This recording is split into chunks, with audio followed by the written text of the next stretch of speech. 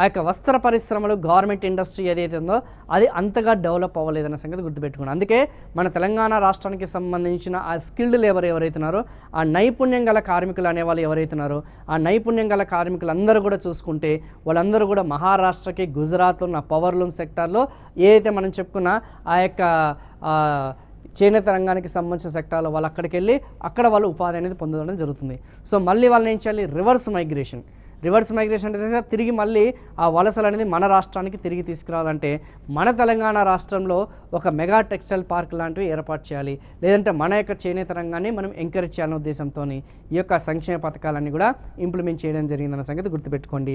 భారతదేశం ఉత్పత్తిలో 15% అంటే మొత్తం 100 బేలలో 15 బేల్స్ వచ్చేసి మొత్తం 100 బేల్స్లో 15% బేల్స్ వచ్చేసి 15% వచ్చేసి మన తెలంగాణ రాష్ట్రం నుంచే వాటా అనేది కలిగి ఉంది, సహకారం అనేది ఉంది.